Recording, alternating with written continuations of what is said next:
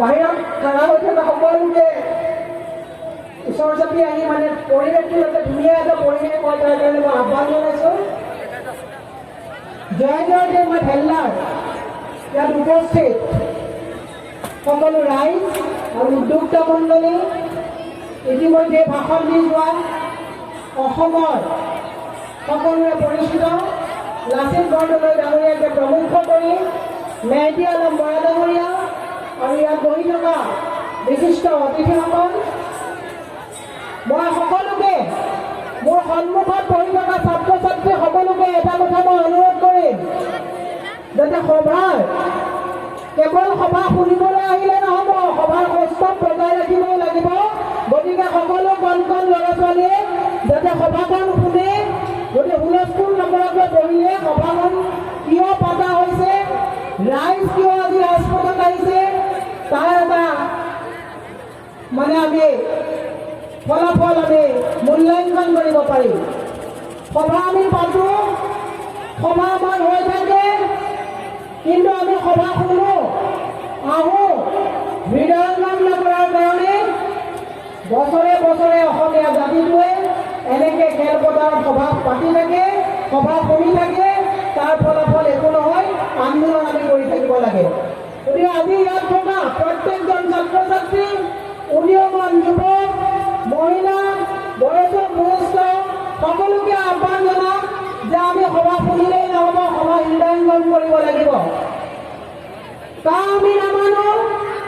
ইতিমধ্যে মাননীয় উচ্চতম ন্যায়ালয়ে ত্ৰিপুৰা আৰু অসমৰ বাবে উপৰোক্ত আৰু 4 সপ্তাহ কেন্দ্ৰীয় চৰকাৰক তেওঁলোকৰ এফিডেভিট দিবৰ কাৰণে সময় দি এই কামখনক আজি একো সিদ্ধান্ত দিয়া নহ'ল। গতিকে কাম বাতিল হওক বা নহওক, এতিয়া প্ৰথম কথাটো হৈছে লাচিত বৰদলৈ ডাঙৰীয়াই ইতিমধ্যে কৈ গৈছে, আমি কিয় নামানো, তাৰ কাৰণে আমি কিয় প্ৰতিবাদ কৰিবলগীয়া হৈছে। মই সেই কথাখিনি পুনৰাবৃত্তি নকৰোঁ।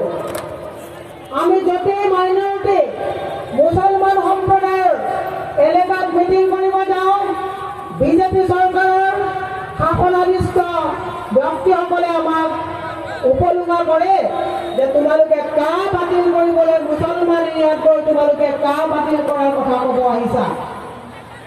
এতিয়া মই আপোনালোকক এটা ব্যতিক্ৰমী কথা ক'ব বিচাৰিছোঁ। অসমত থকা কোনো অসমীয়াই মুছলমান বিদ্বেষী নহয়। কোনো মুছলমানে কেতিয়াও ভাবিব নালাগে যে হিন্দু সম্প্ৰদায়ৰ লোকসকলে মুছলমান সকলক বেয়া পায় বা মুছলমান বিদ্বেষী। কিন্তু মই আজি এটা কথাই ক'ব বিচাৰিম, ইয়াত বহি থকা গুণী জ্ঞানী শিক্ষিত মুছলমান সম্প্ৰদায়ৰ প্ৰত্যেকজন ব্যক্তিক মই এটা অনুৰোধ জনাম, কেতিয়াবা ক'ৰবাত আমি কোনো মুছলমান বিদ্বেষী নহ'লেও ব্যৱস্থাবিলাকৰ কেতিয়াবা বিদ্বেষ মানুহৰ মাজত ভৰাই দিয়া হৈছে। এই বিদ্বেষ পৰা আঁতৰাবৰ কাৰণে অসমীকৰণ এক পৰিৱেশটোকে কোনে তৈয়াৰ কৰিব লাগিব, তাৰ কাৰণে শিক্ষিত প্ৰত্যেকজন মুছলমান সম্প্ৰদায়ৰ ব্যক্তিয়ে দায়িত্ব মূৰ পাতি ল'ব লাগিব। হিমন্ত বিশ্ব শৰ্মা ডাঙৰীয়াই কোৱাৰ দৰে যে লোৱাৰ আছামত গ'লে গাটো বেয়া লাগে, আপাৰ আছামত গ'লে গাটো ভাল লাগে, এই পৰিৱেশ কিন্তু ঘূৰাই অনাৰ দায়িত্ব মুছলমান সম্প্ৰদায়ৰ প্ৰত্যেকজন শিক্ষিত লোকে ল'ব লাগিব। পয়ংগত আপোনালোকৰ হজৰত মহম্মদ ডাঙৰীয়াই কৈছে, নাৰী শিক্ষা, শিশু শিক্ষা আধুনিকৰণৰ জৰিয়তে সমাজ উন্নত কৰাৰ ব্যৱস্থা কৰিছে। আজি মই আহি থাকোঁতে বহুত বিদ্যালয় দেখিছোঁ, বিদ্যালয়ত শিক্ষা হৈছে, মোৰ সন্মুখত বহুত ছাত্ৰ ছাত্ৰী বহি আছে। যিখন দেশৰ ৰাষ্ট্ৰপতি APJ আব্দুল কালাম গোটেই ভাৰতবৰ্ষৰ সকলো হিন্দু, মুছলমান, পাৰ্চী, খ্ৰীষ্টিয়ান, জৈন সকলোৰে হিয়াৰ আমতি হ'ব পাৰে, সেইখন ভাৰতবৰ্ষৰ কোনো মুছলমানে ভাবিব নালাগে যে মুছলমান মানুহক হিন্দুৱে দেখিব নোৱাৰে। মই নিজে ছবি জগতৰ আমিৰ খান, শ্বাহৰুখ খান, সলমান খান তেওঁলোকৰ চিনেমা এখন কিজানি মই বাদ দিয়া নাই, তেওঁলোকক দেখিলে চিনেমাখন চোৱাৰ লগতে গোটেই পৰিক্ৰমাটো মনত স্ফুৰিত হৈ যায়। তাৰ মানে মুছলমান বিদ্বেষী ভাৰতীয় কেতিয়াও নহয়। আমি মুছলমানক কোনেও বেয়া কেতিয়াও নাপায়, কিন্তু ৰাজনৈতিক স্বাৰ্থত স্বাধীনতাৰ পিছৰ পৰা মুছলমানেই হওক বা হিন্দুৱে হওক, এই ৰাজনৈতিক নেতাসকলে এনেকুৱা এটা পৰিৱেশ সৃষ্টি কৰি ৰাখিছে মুছলমান বসতি প্ৰধান জেগাবিলাকক, যাৰ কাৰণে আজি হিমন্ত বিশ্ব শৰ্মাই কুণ্ঠাবোধ নকৰে যে লোৱাৰ আছামত গ'লে গাটো বেয়া লাগে, আপাৰ আছামত গ'লে গাটো ভাল লাগে। এই পৰিৱেশৰ পৰা ওলাই অহাৰ দায়িত্ব কোনে ল'ব? এই পৰিৱেশৰ পৰা ওলাই অহাৰ দায়িত্ব আপোনালোকে ল'ব লাগিব।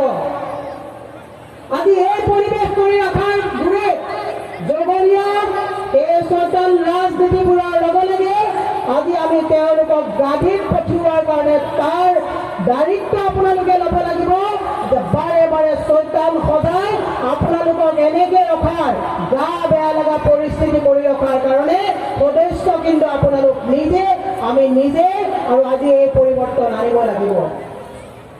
দুখ লাগে ইয়াত বহি থকা প্ৰত্যেকজন মানুহক এইখন বিজেপি চৰকাৰে আজি দ্বিতীয় শ্ৰেণীৰ নাগৰিক সজোৱাৰ যি ষড়যন্ত্ৰ তৈয়াৰ কৰিছে, এই ষড়যন্ত্ৰ উভালি আপোনালোকে নিজকে অসমীয়া 1 নম্বৰৰ নাগৰিক হিচাপে প্ৰমাণ দিব লাগিব 21ৰ নিৰ্বাচনত তেওঁলোকক, যে আপোনালোকক এনেকে অশিক্ষিত কৰি, শিক্ষা ব্যৱস্থা বেয়া কৰি, স্বাস্থ্য ব্যৱস্থা বেয়া কৰি, কেৱল মাজৰ ভোট বেংকৰ যাতে অংগত আপোনালোকক ফৰ্মুলাত ৰাখিব নোৱাৰে, তাৰ প্ৰত্যুত্তৰ আপোনালোকে অসমীয়াকৰণ কৰি, আপোনালোকে ভাষা অসমীয়া, সংস্কৃতি অসমীয়া কৰি আপোনালোকে 1 নম্বৰৰ নাগৰিক হিচাপে জীয়াই থকাৰ দায়িত্ব আপোনালোকে নিজেই ল'ব লাগিব। দুৰ্ভাগ্য আপোনালোকে, মোৰ এটা বস্তু দুখ লাগে, ইয়াত বহি থকা হিন্দুৱে হওক বা মুছলমানেই হওক, দৰিদ্ৰ সীমাৰেখাৰ তলৰ প্ৰত্যেকজন ব্যক্তিয়ে ৰাজনৈতিক নেতাজনে হেলিকপ্টাৰ কিনিলেও কেতিয়াও ঈৰ্ষা নকৰে। তেওঁলোকে ভোটটো 5 বছৰলৈ দি পঠায় যে আমাৰ নেতাই হেলিকপ্টাৰ কিনক, আমাৰ নেতাই চন্দ্ৰত যাওক, ঈৰ্ষা কৰা নাই। কিন্তু সেই চৈতানসকলে তাৰ পৰা আপুনি চুট ভোট তাই ইয়াতো কিন্তু সহ্য কৰিব নোৱাৰে।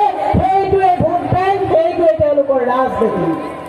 এই কথাবিলাক কেতিয়া বুজিব? আজি অসম এখন কৃষি প্ৰধান ৰাজ্য।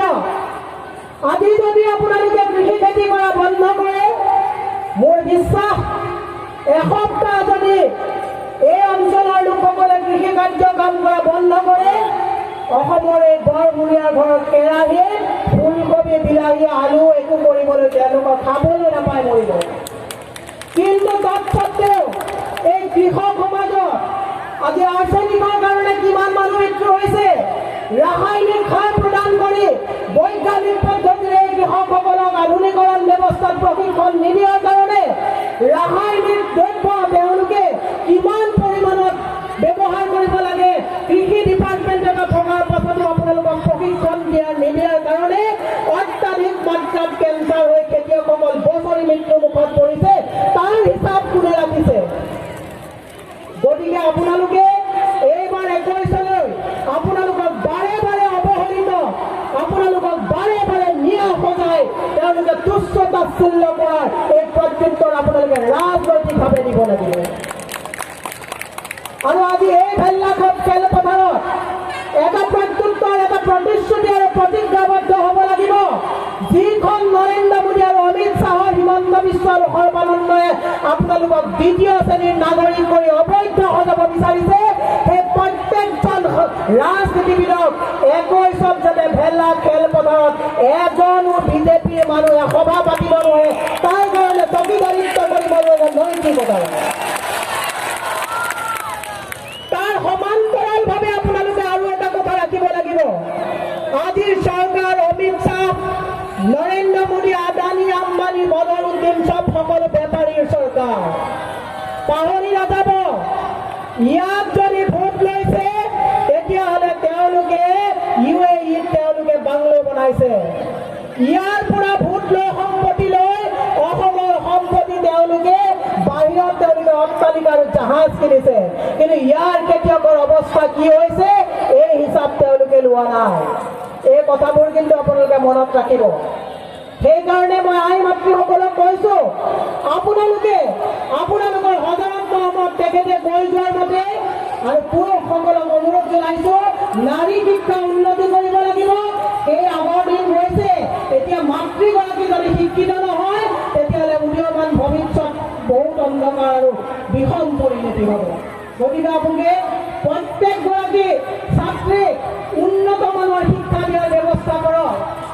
আপোনালোকে মোৰ কথাবিলাক, মোৰ অধিকাৰ আছে। আপোনালোকে এটা কথা, মই দুটা এটা কথা কওঁতে আপোনালোকে কিন্তু বহুতে ৰাজনীতি কৰি ক'ব যে এওঁ ইয়াত আহি আমাকে এই কথাবোৰ কৈছে।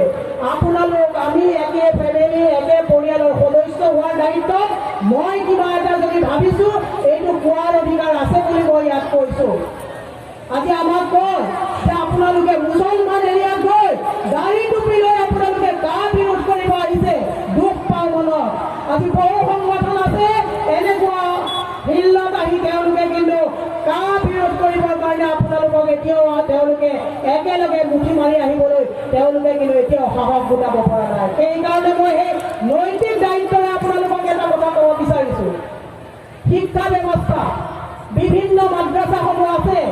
এই মাদ্ৰাছাসমূহ আধুনিকৰণ, আধুনিক শিক্ষাৰে যেতিয়ালৈকে শিক্ষিত নহ'ব, যেতিয়ালৈকে উন্নতকৰণ নহ'ব, তেতিয়ালৈকে বদৰুদ্দিনে হেলিকপ্টাৰ কিনিয়ে থাকিব, আপোনালোকে ভোট দিয়ে থাকিব, আপোনালোকৰ ৰাস্তাত গাঁত হৈয়ে থাকিব। মই বিনম্ৰভাৱে কৈছোঁ, মোৰ কথাবিলাক ব্যতিক্ৰম। মই কাৰণ মোৰ ৰাজনীতিত বিধায়ক মন্ত্ৰী হোৱাৰ কোনো সপোন নাই, মোৰ আপোনালোকে ভাল পোৱা বেয়া পোৱাৰ সপোন নাই।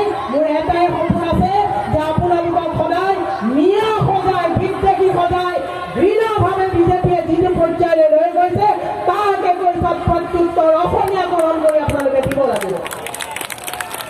বহুতে আহে, বহুতে সভাত কথা কয়, কিন্তু উৱে বাৱে চাই ক'ৰবাত বেয়া পাব নেকি কথাবিলাক ভাবি ভোটৰ অংগত কথাবোৰ কয়।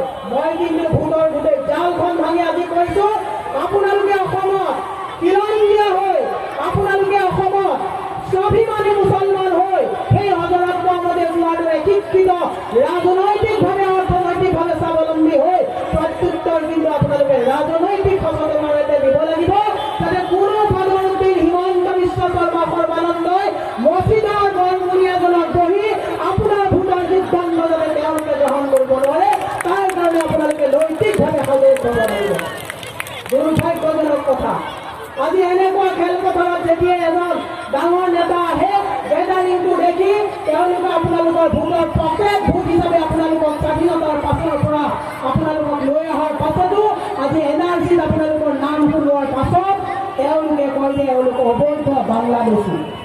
হয়, যদি NRCত অত্যাধিক বাংলাদেশী সোমাইছে, ৫৫,০০০ অসম চৰকাৰৰ কৰ্মচাৰী তাত নিয়োগ কৰাৰ পাছত বাংলাদেশী সোমাল কেনেকৈ NRC? ই এক বৃহৎ প্ৰশ্ন নহয়নে? আজি অসমীয়া, আজি আমি কা বাতিলৰ কাৰণে আমি এই খেলপথাৰত আজি উপস্থিত হ'বলগীয়া হৈছে কিয় জানে? জাতীয় নায়ক সৰ্বানন্দ সোণোৱালে টকীৰ লোভত গোটেই জাতিটোকে তেওঁলোকে অবৈধ সজাই হিন্দু বাংলাদেশীৰ ভোট আনি ভোট পলাৰাইজ কৰি মুছলমানসকলক অপৰাধ হিন্দু ভোটৰে তেওঁলোকে পলাৰাইজ কৰি এটা ধৰ্মীয় মেৰুকৰণ কৰাৰ ব্যৱস্থা কৰিছে।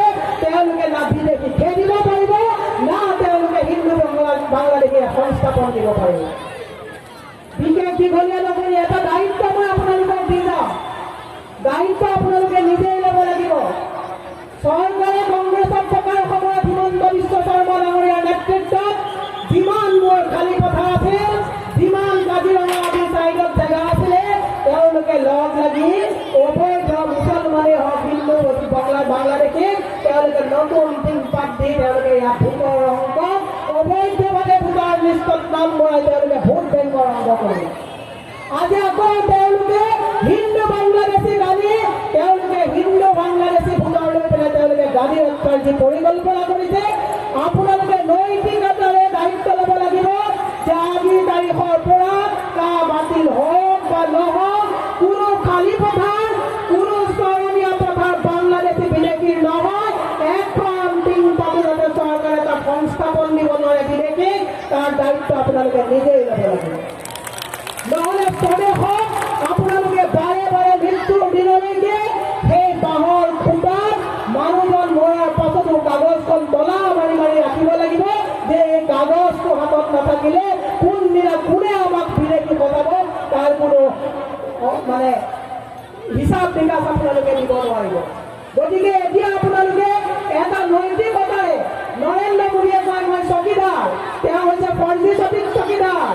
তেওঁ চকীদাৰ কয় জানে ৰিজাৰ্ভ বেংকৰ পইচাৰ চকীদাৰ, চব আমাৰ পইচাবিলাক তেওঁলোকে লৈ লৈ খৰচ কৰি আছে তাৰ চকীদাৰ। তেওঁ জাগিৰোড পেপাৰ মিলৰ চকীদাৰ, আমাৰ জনকল্যাণ বুলি আমাৰ খাই থকা ল'ৰা ছোৱালীবিলাকক তাৰ পৰা চাকৰিয়ালবিলাকক আঁতৰাই সেইটো বিক্ৰী কৰা তেওঁ তলা মৰা চকীদাৰ। গতিকে আপোনালোকে চকীদাৰিত্ব কৰিব লাগিব যে কোনো বিদেশী কি হিন্দুৱে হওক বা মুছলমানে হওক পুনৰ সংস্থাপন হ'লে আপোনালোকৰ মুছলমান বিদেশী পালে আপোনালোকে ধৰি চৰকাৰক ক'ব লাগিব যে এইটো মুছলমান বিদেশী আমি ধৰি দিলো, ডিটেইন কৰিছো, তোমালোকে ডিপৰ্ট কৰা, ডিটেনশ্যন কেম্পত ৰাখা, কি কৰা কৰা। অসমক কিন্তু বিদেশী সংস্থাপন ৭১ৰ পাছত হিন্দুৱে হওক বা মুছলমানেই হওক সংস্থাপন নহ'ব। এই দায়িত্ব আপোনালোকে নৈতিকতাৰে ল'ব লাগিব। আৰু এটা কথা মই ক'ব বিচাৰো, আমি মিটিং কৰি যোৱাৰ পাছত তেওঁলোকে আমাক বহুত ছ'চিয়েল মিডিয়াত ট্ৰল কৰে, খুব ভাল কথা। বিজেপিৰ মই প্ৰত্যেকজন উঠি অহা যুৱক মোৰ ভাতৃ পত্নী যুৱক যুৱতীক মই এটা প্ৰশ্ন কৰিব বিচাৰিছো। প্ৰত্যেকটো দলে এজিপি যেতিয়া শাসনত আছিলে তেওঁলোকে বহু ল'ৰা ছোৱালীক চাকৰি বাকৰি দিলে, ঠিকা ঠুকলি দিলে। কংগ্ৰেছ যেতিয়া শাসনত আছিলে তেওঁলোকে দলৰ বহু ল'ৰা ছোৱালীক চাকৰি বাকৰি ঠিকা ঠুকলি দিলে। কিন্তু বিজেপি উদীয়মান প্ৰত্যেকজন যুৱকে ঘৰত গৈ শুনক দিনটো তেওঁলোকে ছ'চিয়েল মিডিয়াত হিমন্ত শৰ্মাক প্ৰটেকশ্যন দিয়াৰ পাছত পকেটত হাত দিলে গধূলা কিমান টকা সংস্থাপন আছে এবাৰ গৈ ঘৰত শুনক। আজি এইখন চৰকাৰ অহাৰ পাছত প্ৰত্যেকটো চৰকাৰী কামৰ ক্ৰেডেঞ্চিয়েল তেওঁলোকে এনেকুৱা ধৰি দিছে অসমৰ এটাও বিজেপি উদীয়মান যুৱকে না টেণ্ডাৰ মাৰিব পাৰে না এপ্লাই কৰিব পাৰে, কাৰণ ক্ৰেডেঞ্চিয়েল এতিয়া ইউপিৰ কণ্টেক্টৰৰ মাজত আছে। কলিকতাৰ পৰা আহি পেলাই ইয়াত টেণ্ডাৰ মাৰে, অসমৰ এটা যুৱকৰ হাততো টেণ্ডাৰ মাৰিব পৰা ক্ৰেডেঞ্চিয়েল বা ক্ষমতা নাই। এইখন হৈছে বেপাৰীৰ চৰকাৰ। আদানী আম্বানী অমিত শ্বাহ এওঁলোক হৈছে বেপাৰী আৰু হিমন্ত বিশ্ব শৰ্মাক ইয়াত নৰ্থ ইষ্টৰ এৰিয়া মেনেজাৰ হিচাপে ৰাখিছে। কৰ্পৰেটৰ চৰকাৰ তেওঁলোকে টাৰ্গেট দিছে হিমন্ত তুমি এৰিয়া মেনেজাৰ হিচাপে তুমি অহা নিৰ্বাচনত আকৌ আমাক চিট ঠিকাই দিয়ে অসমত চৰকাৰ কৰিব লাগিব, কাৰণ অসমীয়া মানুহৰ আৱেগ প্ৰৱণ আৰু কথা বেছি দিন মনত নাথাকে, ৰাজনৈতিকভাৱে সচেতন নহয়। আমি নৰেন্দ্ৰ মোদীয়ে গামোচা ল'লে ভাবো টেলিপ্ৰম্পটাৰত লিখি লয়, ইয়াত আহিলে তেওঁলোকে ক'ব ইয়াত যদি আমি ভেল্লাত আহে তেতিয়া নৰেন্দ্ৰ মোদীক লিখি দি পেলাই ইয়াত কয় এৰা ভাল আমি আৰু আপোনালোকে ভাবি যাব যে একদম আমাৰ মিয়া ভাষা এটা কৰিছে, একদম মিয়া ভাষাৰ একদম নৰেন্দ্ৰ মোদী মিয়া হৈ গৈছে। আমাৰ অসমত গ'লে ক'ব টেলিপ্ৰম্পটাৰত লিখি দিয়ে, গামোচাখন লৈ গৈ দুটাত অসমীয়া ভাষা কৈ দিব, আমাৰ মানুহে পাহৰি যায় যে নৰেন্দ্ৰ মোদী অসমীয়া হৈ গ'ল। নেপালী এলেকাত গ'লে তেওঁলোকে কয় ৰামলচ, নেপালীয়ে ভাবে যে ৰামলচ কৈছে তাৰমানে নৰেন্দ্ৰ মোদী একদম পুৰা নেপালী হৈ গৈছে। এইটো হৈছে বেপাৰী, এওঁলোকে লাভ লোকচানৰ অংশটো জানে, এওঁলোকে জনকল্যাণমুখী একো হিচাপ নিকাচ নাই। তেওঁ নিজেই কৈছে যে চাহ বেপাৰী, মই ইয়াৰ যোগেদি কোনো চাহ বেপাৰীক মই তুচ্ছ তাচ্ছিল্য কৰিব পৰা নাই, তেওঁ কোন ৰেল ষ্টেচনত চাহ বিকিছে তাৰো কোনো হিচাপ নাই। কিন্তু মই এটা কথা কৈছো যে জনকল্যাণমুখী চৰকাৰখনক ফাঁচ ফাঁচ কৰি ৰাজহুৱা সা সম্পত্তি বিকি আপোনালোকে এই আন্দোলনত আমাক ব্যস্ত ৰখাই 50খন ৰেল তেওঁলোকে যোৱা 3 মাহত ব্যক্তিগতকৰণ কৰিলে, তাৰ হিচাপ জনতাৰ হাতত নাই। এই কথাবোৰ মনত ৰাখিব। লালকিল্লাকো নেৰিলে তেওঁলোকে, ভাৰতৰ ঐতিহ্য পৰ্যটনৰ ঐতিহ্য তাকো ব্যক্তিগতকৰণ কৰিবৰ কাৰণে কুণ্ঠাবোধ নকৰি তাকো তেওঁ দি দিলে। আৰু আপোনালোকে নাভাবিব যে হিন্দু বাংলাদেশীক দিম বুলি কৈ তেওঁলোকে এই কথাবিলাক কৈছে, না বাংলাদেশী খেদিব পাৰিব না বাংলাদেশী সংস্থাপন দিব পাৰিব, একো নোৱাৰে, এখন ৰাজনৈতিক আন্দোলন। গতিকে বিশেষ দীঘলীয়া নকৰি মই এটা কথাই আপোনালোকক বিনম্ৰ অনুৰোধ কৰিম, ধৰ্মীয় গোড়ামীৰ পৰা হিন্দুৱে হওক বা মুছলমান, বিজেপি আজি হিন্দু ধৰ্মীয় উগ্ৰ হিন্দুত্ববাদী কৰিছে আৰু বহুতে উগ্ৰ মৌলবাদী মুছলমান সম্প্ৰদায় মুছলমান ধৰ্মৰ ওপৰত বেছি উগ্ৰ হৈছে। উগ্ৰ না হিন্দু ভাল, উগ্ৰ না মুছলমান ভাল। গতিকে আমি ভাষা সংস্কৃতি জীয়াই ৰাখিব হ'লে শেষত কথাটো এটাই অনুৰোধ জনাম, চেঞ্চাছত এই এৰিয়াবিলাকত এছেম্বলি হিমন্ত বিশ্ব শৰ্মাই কৈছে জনিয়া বাঘবৰ এইবিলাক কলগছিয়া কয়াগুচি চবতে চেঞ্চাছত অসমীয়া ভাষাক একেবাৰে 98-99% বাংলা মাতৃভাষা হৈছে অসমীয়া ভাষা একেবাৰে তললৈ গৈছে। ঘৰত গৈ এবাৰ শুনিব, হজৰত মহম্মদে কোৰআনত কৈছে তুমি যিখন দেশৰ পানী খাইছা, যিখন ৰাজ্যৰ বায়ু গ্ৰহণ কৰিছা, যিখন ৰাজ্যৰ ভূমিৰ ওপৰত আছা, সেই তোমাৰ মাতৃভূমি আৰু সেই মাতৃভূমিৰ প্ৰটেকশ্যন সুৰক্ষা দিয়াৰ দায়িত্ব তোমাৰ। এইখন অসম মাতৃভূমি, মাতৃভাষা অসমীয়া। এবাৰ মই নিজকে হজৰত মহম্মদে কোৱা কথাটো মনত পেলাই শুনিব যে আল্লাহ তুমি যি কথা কৈছা তাক আমি সংহত কৰি আমি চেঞ্চাছত বাংলা ভাষা বুলি কৈছোঁ, বেলেগ কথা, যি ভুল হ'ল হ'ল, কিন্তু মাতৃভাষাৰ কথা, মাতৃৰ অস্তিত্ব, মাতৃমুখৰ ভাগটো অসমীয়া বুলি লিখাৰ দায়িত্ব অহা চেঞ্চাছত আমি লৈছোঁ বুলি হজৰত মহম্মদৰ ওচৰত প্ৰতিশ্ৰুতি আৰু প্ৰতিজ্ঞাবদ্ধ লওঁ যে অসমৰ চাৰ অঞ্চলৰ চুকে কোণে মুছলমান অঞ্চলৰ চুকে কোণে থকা ৰাইজৰ এজন মানুহে হজৰত মহম্মদৰ নামত যাতে বাংলা ভাষা অসমীয়া ভাষা বুলি কোৱাৰ যাতে স্পৰ্ধা নকৰে তাৰ কাৰণে আজিৰ পৰা সংকল্প গ্ৰহণ কৰিব লাগিব। আৰু যদি অহা চেঞ্চাছত যদি এই এৰিয়াবিলাকত ভাষা যদি মাতৃভাষা অসমীয়া নহয়, আমি ইয়াত আৰু মিটিং কৰিবলৈ অহা পৰিৱেশ কিন্তু নাথাকিব। তাৰ কিন্তু আপোনালোকে আজি হৃদয়ংগম কৰি ঘৰলৈ যাওঁতে ৰাওনা হ'ব। বেছি দীঘলীয়া নকৰি শেষত আই মাতৃৰ স্বাৰ্থত, নিজৰ স্বাভিমানৰ স্বাৰ্থত, নিজৰ যুৱ প্ৰজন্মৰ স্বাৰ্থত আপোনালোকে সুস্থভাৱে অসমীয়া ভাষাক জীয়াই ৰাখি অসমীকৰণ কৰি ক'ৰবাত এজন মুছলমান সম্প্ৰদায়ে বাংলাদেশী কৰায়ত্ব কৰিলে বদৰুদ্দিনে গৈ পেলাই হুলস্থুল কৰা দি আপোনালোকে হুলস্থুল নকৰিব। যদি সঁচা অৰ্থত তেওঁ বাংলাদেশী বিদেশী হয় ধৰি দিয়াৰ নৈতিক দায়িত্ব আপোনালোকে গ্ৰহণ কৰক। অন্যথাই কিন্তু দ্বিতীয় শ্ৰেণীৰ নাগৰিক হৈ থকাৰ সুবিধাটো কিন্তু এই নৰেন্দ্ৰ মোদী আৰু অমিত শ্বাহে আপোনালোকৰ পৰা কাঢ়ি নিবলৈ বেছি দিন নালাগিব। গতিকে বিশেষ আৰু নকওঁ, উদীয়মান যুৱ প্ৰজন্মক এটা কথা কৈছোঁ, আমাৰ সকলোকে মই এটা ল'ৰা ছোৱালী ক'ব বিচাৰিছোঁ, ডাক্তৰ ইঞ্জিনিয়াৰ হোৱাৰ সপোন আমি ঠিকেই দেখোঁ, ভাল